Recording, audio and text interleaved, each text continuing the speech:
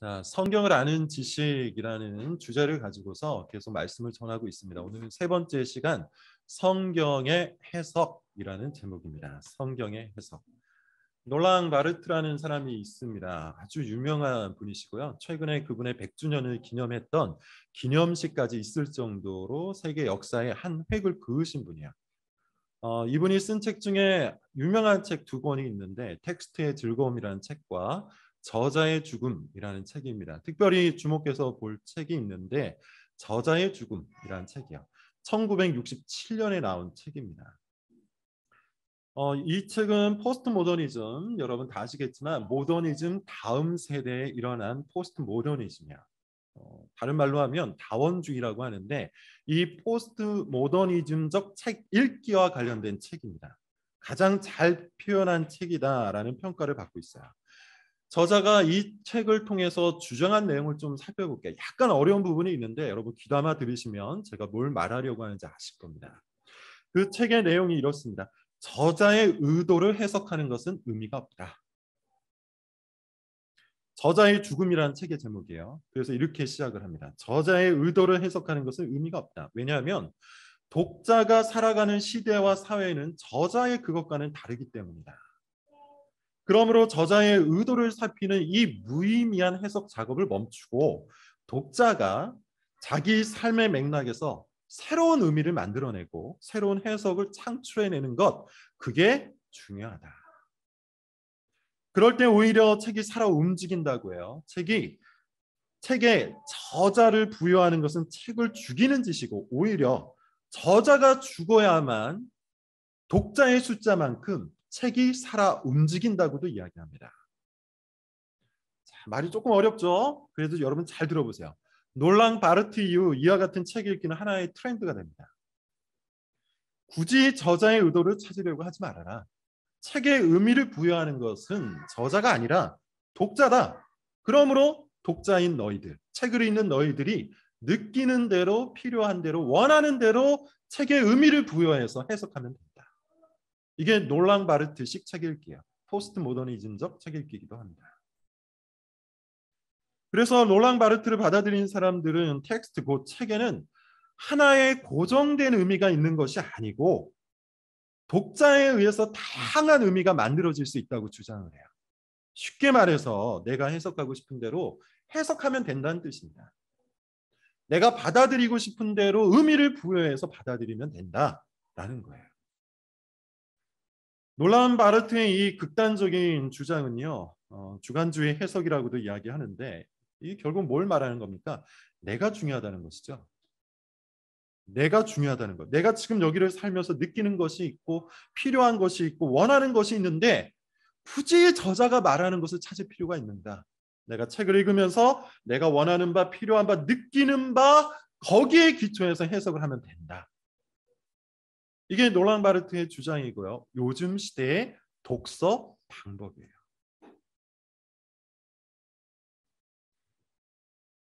예컨대 이런 겁니다. 저자의 의도가 A라고 해도 그 A라는 의미가 나한테 별다른 의미를 주지 못한다면 내가 B라고 해석해서 나에게 스스로 의미를 더하면 된다는 것이죠. 자, 말이 어렵습니다. 예를 좀 들어볼게요. 신데렐라라는 동화책이 있습니다. 뭐 다 아시다시피 착하지만 구박받는 이 신데렐라가 우여곡절 끝에 백마탄 왕자를 만나서 행복하게 산다라는 이야기예요. 아마 저자의 의도는 딱 하나일 겁니다. 권선징악. 그런데 요즘 시대에는 이게 굉장히 불편한가 봐요. 젠더 갈등이 일어난 이후에 남자 잘 만나서 인생의 행복을 얻는다는 이 설정이 마음에 들지 않는 겁니다. 그래서 신데렐라로 살 수밖에 없었던 그 당시의 여성 억압적인 사회 구조와 문화를 이 동화책에서 읽어내는 방식, 이게 놀랑 바르트의 책 읽기예요. 저자의 의도는 중요하지 않고 독자의 시대 읽기를 통해 책을 읽어내면 된다는 것이죠. 한 가지 예를 좀 더 들어볼까요? 여러분, 곡성이라는 영화가 있었죠. 보신 분도 있고 못 보신 분도 있을 겁니다. 공포 영화 장르인데 굉장히 크게 흥행했을 뿐만 아니라 평가도 아주 좋았어요. 그런데 그거보다 더 화제가 되었던 것이 있습니다. 곡성 해석하기. 일종의 챌린지처럼 나름 지성적인 사람들이 곡성을 이런 뜻이다 하면서 각종 해석들을 내놓았습니다. 저도 아주 즐겁게 읽었던 기억이 있어요. 다 그럴듯했어요. 그때 이 영화의 감독이었던 나홍진이라는 분께서 이런 인터뷰를 합니다. 이 영화는 보는 분이 어떤 생각을 하는가에 따라 달라지는 작품이다. 부디 내 말도 수많은 댓글 중에 하나로 여겨졌으면 한다. 주관적인 해석의 전형적인 언어죠. 곡성을 만든 사람이 누굽니까? 나홍진이야. 전형적인 읽기는 그 나홍진의 의도를 파악하는 데 힘을 기울여야 돼요. 그것을 해석하는 것이 중요한데 나홍진 감독조차 뭐라고 얘기하는 거야? 자기의 해석도 그저 하나의 해석에 불과하다. 수많은 다른 댓글에 비해서 특별히 나을 게 없다. 이렇게 이야기하는 겁니다. 저자의 의도마저도 권위의 권자에서 내려오게 되었다는 것이죠. 제법 어려운 이야기입니다. 이 제법 어려운 이야기를 이렇게 계속 길게 끄는 이유 여러분 아실 거예요. 우리 시대의 이 해석 방식이 바로 성경을 대하는 우리의 태도에 지대한 영향을 미치고 있기 때문이에요. 성경은 책입니다. 저자는 하나님의 영, 성령이세요. 그러므로 성경에는 하나님의 의도가 있어요. 그러므로 성경을 읽는다는 것은 하나님의 의도를 해석하는 작업입니다. 하나님의 의도를 탐구하고 찾아내는 작업. 이게 성경을 읽는다는 것의 의미예요. 하나님이 말씀하시고자 하는 바를 찾아내는 작업, 탐구하는 작업. 신앙이라면 마땅히 해야 하는 바예요. 앞서 말한 것처럼 하나님은 우리에게 말씀하시는데 성경책이라는 방식으로 말씀하시기 때문에 성경은 곧 하나님의 말씀, 곧 하나님의 권위 그 자체가 돼요. 따라서 신앙인이라면 마땅히 성경을 읽고 하나님의 의도, 하나님의 교훈, 하나님의 말씀을 받아들입니다. 받아들여야 합니다. 그런데 이 신령한 성경 읽기에도 포스트 모더니즘적 경향이 발생하기 시작을 한 것이죠. 롤랑 바르트식 성경 읽기가 형성되기 시작했다는 거예요. 성경에 하나의 의미가 있는 것이 아니라 단 하나의 의미가 있는 것이 아니라 수많은 의미가 있을 수 있다고 생각하게 되는 것이죠. 저자이신 성령께서 주시는 의미를 내가 열심히 탐구하여 해석해내는 것이 아니라 독자인 내가 성경의 의미를 부여할 수 있다고 믿는 거예요. 다시 말해서 성경 아래에 내가 있는 게 아니고 성경 위에 내가 있는 것이죠. 말이 어렵습니다. 쉽게 말하자면 이거예요. 은혜 받기만 하면 되는 거 아니냐. 은혜 받기만 하면 되는 거 아니냐. 감동이 있어야 되는 거 아니냐. 하나님의 의도가 이렇든 저렇든 정작 내가 전혀 은혜를 받지 못하는데 뭘 그리 성경을 그렇게 어렵게 해석하느냐. 내게 당장 필요한 말씀이 있고 내가 당장 원하는 말씀이 있는데 성경 문화가 어떻고 성경 지리가 어떻고 성경 원어가 어떻고 성경 문맥이 어떻고 그게 무슨 의미가 있느냐. 난 그냥 내가 감동받는데 집중하여 성경을 읽겠다.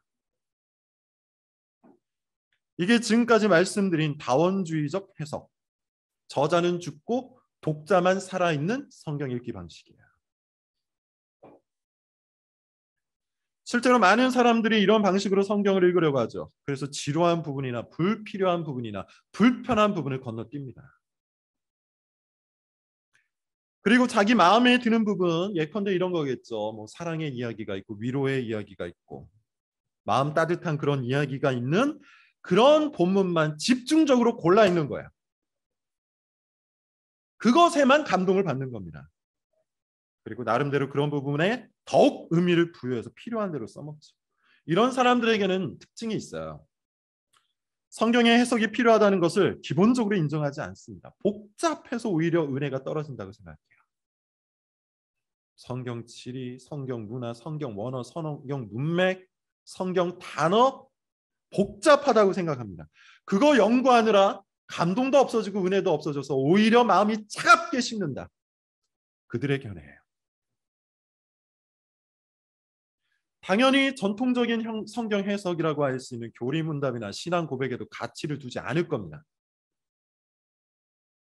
성경에 하나의 의미가 있다면 여러분 생각을 해보십시오. 성경에 하나의 의미가 있다면 2000년 전의 해석이나 1000년 전의 해석이나 500년 전의 해석이나 지가 많은 성경 해석이나 동일해야 돼요. 그래서 교회는 역사를 거쳐서 정립된 성경 해석, 곧 교리문답과 신앙 고백을 중시한 겁니다. 성경에 하나의 의미가 있기 때문이에요. 500년 전에 성경이 그렇게 해석되었다면 500년 후인 지금도 성경은 그렇게 해석되어야 마땅해요. 그러나 자기가 원하는 대로, 자기가 느끼는 대로, 자기가 필요한 대로 성경을 읽고 싶은 사람에게는 과거의 성경 해석 따위는 의미가 없죠. 원하는 바가 아니기 때문이에요. 자기가 찾는 의미가 아니기 때문이에요. 이런 방식의 성경 읽기, 자기가 원하는 대로 느끼는 대로 필요한 대로 성경을 읽는 방식은 사실 최근의 사례는 아닙니다. 놀랑 바르트를 예로 들었지만 이것이 20세기에 시작된 성경 읽기는 아니에요. 예수님 시대에도 있었는데 이게 바로 바리새인의 성경 읽기 방식이에요. 본문을 한번 보세요. 39절 그리고 40절입니다. 우리 같이 한번 읽어볼게요. 5장 39절 40절. 자, 시작. 너희가 성경에서 영생을 얻는 줄 생각하고 성경을 연구하거니와 이 성경이 곧 내게 대하여 증언하는 것이니라. 그러나 너희가 영생을 얻기 위하여 내게 오기를 원하지 않아. 예수님 말씀이에요. 예수님께서 친히 하시는 말씀입니다. 누구에게 하고 있는 말이죠? 유대인, 정확히 말하면 바리새인에게 하는 말이에요. 그런데 바리새인이 무엇을 한다고 합니까? 성경에서 영생을 얻는 줄 알고 그 성경을 연구한다고 해요. 중요한 것은요, 여러분, 이 예수님의 책막이 무엇을 향하고 있느냐예요. 바리새인의 이런 연구 작업, 해석 작업에 대해서 예수님이 책망하고 계십니까? 너희가 왜 이런 쓸데없는 짓을 하느냐. 그냥 그날 성경 읽고 은혜 받고 싶은 본문만 붙들면 살면 되는데 성경을 읽고 감동을 얻는데 강조점을 두고 살면 되는데 왜 굳이 성경을 조사하느냐. 왜 굳이 어렵게 골치 아프게 복잡하게 성경을 연구하느냐. 그러니 너희가 성경을 읽고도 영생을 얻지 못하는 것이다. 이렇게 말씀하시나요? 그렇지 않죠. 예수님은 바리새인들이 성경을 연구한 것에 대해서는 전혀 책망하지 않으세요.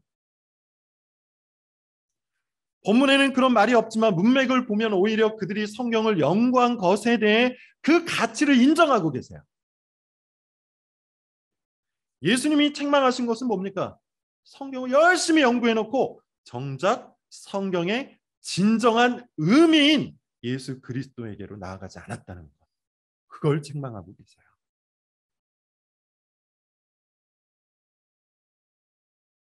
너희가 성경에서 영생을 얻는 줄 생각하고 성경을 연구하거니와 이 성경이 곧 내게 대하여 증언하는 것이니라. 그러나 너희가 영생을 얻기 위하여 내게 오기를 원하지 아니하노라. 자, 이 본문은 우리에게 주는 의미가 굉장히 큽니다. 예수님의 이 말씀, 방금 제가 읽었던 이 말씀에서 우리는 세 가지 교훈을 찾을 수 있어요. 첫 번째, 성경에는 정확한 의도가 있다는 것이죠. 성경에는 정확한 의도, 하나의 의미가 있다는 거예요. 성경은 각 시대와 문화와 이슈를 따라서 다양한 의미로 해석될 수 있는 그런 책이 아니에요. 곡성 같은 그런 책이 아니에요. 곡성 같은 영화를 관객마다 다르게 해석하는 것, 그게 얼마나 중요할까요? 그렇게 하면 됩니다. 신데렐라를 젠더 갈등이라는 이슈를 통해서 읽어내는 것, 그리 중요합니까? 그렇게 읽어도 상관이 없습니다. 그렇게 읽고 싶다는데 그냥 그렇게 읽으면 돼요. 그러나 성경은 그렇지 않아요. 성경의 저자는 사람이 아니라 성령 하나님이 되세요. 성령께서는 사람들이 영감하셔서 그들의 지성과 문화와 상황을 통해 하나님의 의도를 전달하고 계세요. 그러므로 성경에는 아주 정확한 의도가 있습니다. 예수님은 그것이 무엇이라고 말씀하시는 거죠? 이 성경이 곧 내게 대하여 증언하는 것이라. 성경의 의도, 예수님입니다. 성경은 예수님을 알리고 예수님을 드러내고 예수님을 믿게 하려고 기록된 책이에요. 이것이 성경의 의도, 성경이 말하는 단 하나의 의미예요. 그러므로 성경의 다른 이슈를 끼워 넣어서 읽으려고 해서는 안 돼요. 성경의 이데올로기를 개입시켜서는 안 돼요. 성경에는 하나의 의도가 있고 그 의도는 예수 그리스도입니다. 자, 두 번째, 방금 읽었던 이 구절을 통해서 우리가 알 수 있는 교훈, 두 번째는 성경은 해석되어야 하는 책이라는 것이죠.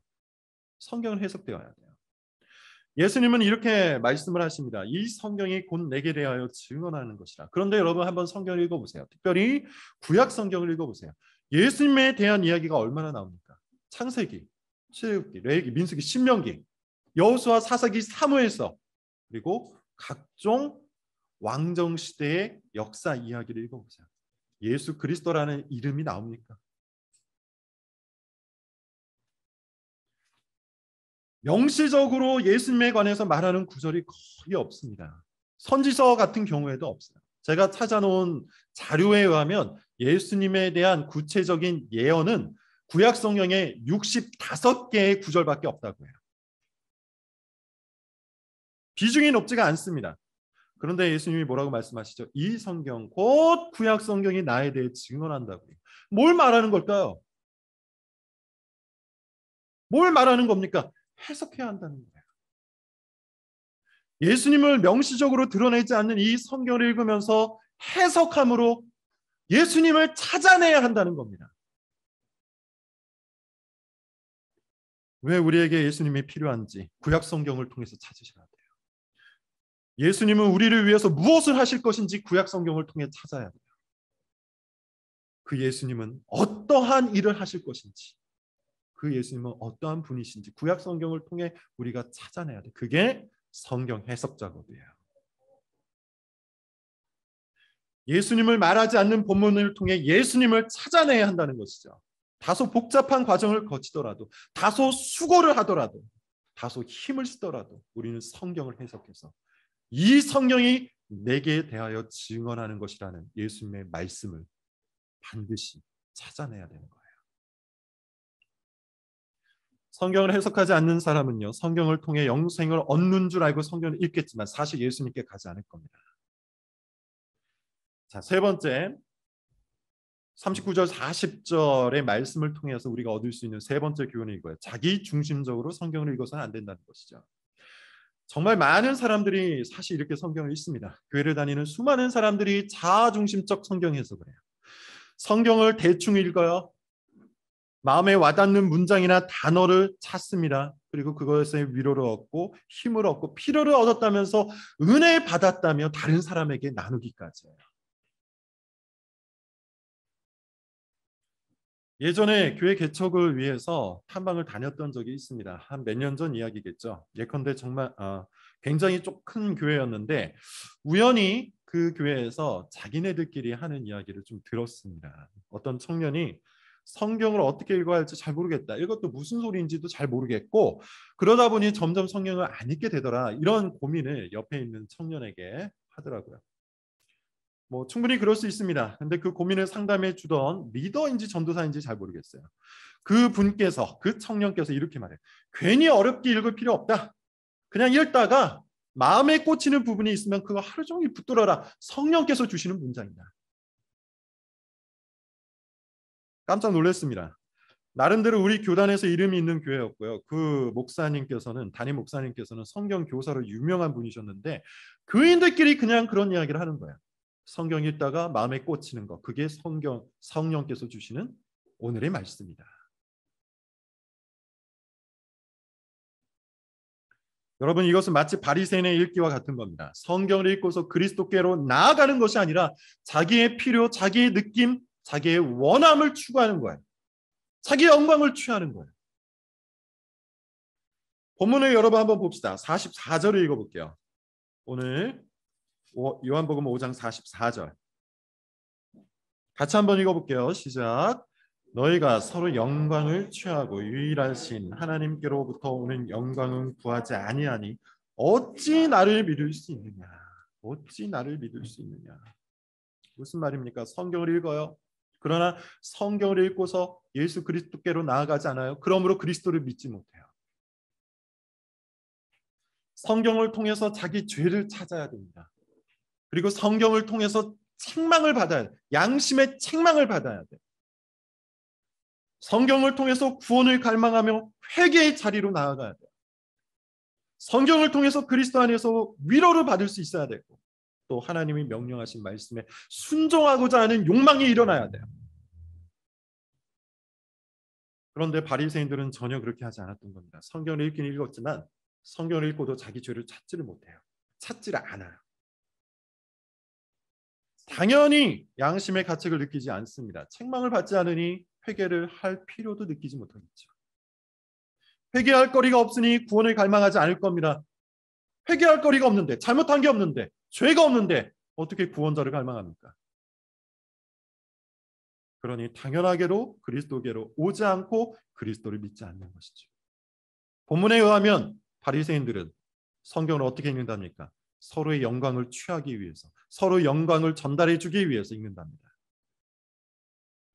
서로를 향한 칭찬만 있는 거야. 그 정도면 됐다, 훌륭하다, 대단한 신앙이다, 좋은 신앙인이다 등등 서로를 인정해 주는 말만 성경에서 골라서 하는 거예요. 성경 안에서 그것만 찾는 겁니다. 그러면서 이렇게 얘기하죠. 봐라, 성경에는 사랑하라고 하지 않는가, 서로 잘 지내라고 하지 않는가, 칭찬하라는 말을 내가 봤다. 성경에는 무슨 짓을 하든 그냥 다 받아주라고 한다. 아마 이 사람들 머릿속에는 하나님의 거룩하심이나 하나님께서 죄에 대해서 얼마나 크게 진노하시는지 그 구절과 사건에 대한 이해는 싹 빠져 있을 거예요. 그냥 몇 가지 좋은 구절, 빌미에 맞는 구절, 자기 입맛에 맞는 구절만 머릿속에 남아있을 겁니다. 이런 것이 바로 바리새인의 성경 해석이에요. 자기 영광을 구하는 성경 읽기 방식, 자기 부인이 아니라 자기 십자가를 지는 그런 방식이 아니라 그리스도를 발견하고 그리스도 안에서 나를 발견하는 그런 성경 읽기 방식이 아니라 오로지 자기 영광과 자기 신념과 자기 평안을 구하는 성경 읽기 방식. 이게 바리새인의 성경 읽기 방식이에요. 어째야 할까? 여러분, 어떻게 해야 합니까? 이제 우리가 할 일은 성경을 읽고 받아들여야 되는데 그냥 읽는 것이 아니라 정말 제대로 읽고 제대로 해석을 해야 한다는 것이죠. 그러기 위해 꼭 필요한 것이 수고로운 성경 읽기 방식이에요. 대충 읽다가 자기 마음에 드는 문장 하나 붙들고서 그것이 주께서 주신 말씀이라고 믿으며 사는 것이 아니라 수고롭게 성경을 조사하여 예수 그리스도를 찾아내는 성경 읽기 방식, 해석이 꼭 필요하다는 거예요.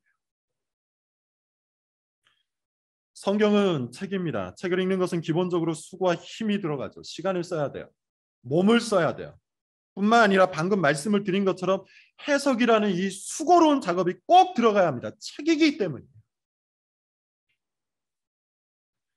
그래서 우리가 교리 문답을 배우고 그래서 우리가 신앙 고백을 배우는 겁니다. 하나의 의도를 향해 수많은 사람들이 이 수고로운 해석 작업을 해놓은 것, 그게 바로 교리 문답이요. 그게 바로 신앙 고백이에요.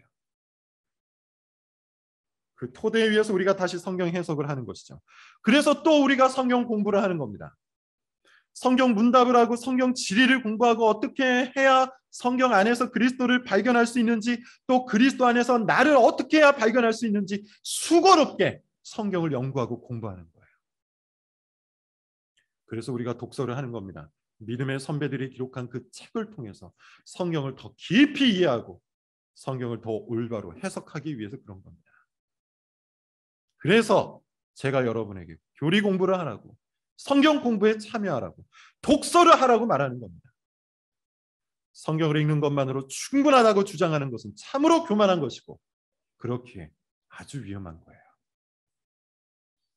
우리는 교회와 함께 성경을 배워야 합니다. 이제 한 가지만 권면하고 설교를 마치겠습니다. 제가 여러분들에게 권면하고 싶은 한 가지는 이거예요. 성경을 배우는 데 힘을 기울이라는 거죠. 성경을 읽는 것 너무나도 중요합니다. 그러나 그걸로 충분하지 않아요. 성경을 묵상하는 것 마찬가지로 너무나도 중요해요. 그러나 그걸로 충분하지 않아요. 우리는 성경을 배워야 돼요. 그것도 수고롭게 배워야 돼요. 왜 그렇습니까? 계속해서 말한 것처럼 우리는 나도 모르게 성경을 자기 중심적으로 이해하려고 하고 자기 중심적으로 해석하려고 하는 악한 본능을 타고났기 때문이에요. 그래서 그냥 홀로 성경을 읽으면 성경을 제 멋대로 이해하고 제 멋대로 해석해 버릴 위험이 너무 크기 때문입니다. 그러므로 성경을 배워야 돼요. 어떻게 배우는 것이 가장 좋을까요? 교회와 함께 배우는 것이 가장 좋은데 교회와 함께 배운다는 것은 두 가지 의미가 있습니다. 첫째, 교회 모임에 참여함으로 배우셔야 돼요. 교회에서 하는 성경 공부 모임에 적극적으로 참여하십시오. 동시에 설교를 적극적으로 들으십시오. 설교는 기본적으로 성경 해석이에요. 어떤 의미에서 가장 충실한 성경 해석이 바로 설교입니다. 매주 설교를 듣고 매주 성경 공부 모임에 참여한다면 우리는 교회와 함께 성경을 공부할 수 있을 거예요. 두 번째, 교리를 통해 성경을 배우는 겁니다. 교리는 역사 속의 교회가 성경 전체를 샅샅이 조사해서 성경이 말하는 것. 우리가 반드시 성경을 통해서 알아야 하는 것을 요약한 거예요. 그래서 교리를 제대로 공부하면 성경을 보는 눈이 열립니다. 교리를 제대로 공부하면 스스로 성경을 해석할 능력이 생깁니다. 교리 공부는 성경 외에 또 다른 무엇을 배우는 것이 아니라 성경 그 자체를 배우는 거예요. 교리를 열심히 배우시기를 바랍니다. 자, 마지막으로 성경 말씀 한 구절만 읽고 마치겠습니다. 느헤미야 8장 8절입니다. 구약성경 느헤미야 8장 8절의 말씀.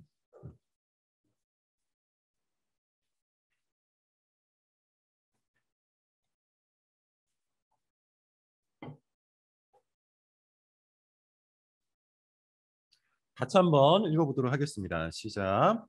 하나님의 율법책을 낭독하고 그 뜻을 해석하여 백성에게 그 낭독하는 것을 다 깨닫게. 에스라라는 학사가 이스라엘 백성들에게 한 내용을 기록한 거예요. 뭐라고 하죠? 율법책을 그냥 읽기만 하지 않죠. 뭘 해줍니까? 해석을 해요. 그리고 사람들이 그것을 깨닫게 해준다고 해요. 이 본문에 의하면 성경은 해석되어야 합니다. 그리고 우리는 그것을 위해서 수고해야 돼요. 깨닫기 위해서. 그 본문의 그 의미를 찾아내기 위해서 성경은 반드시 해석되어야 합니다.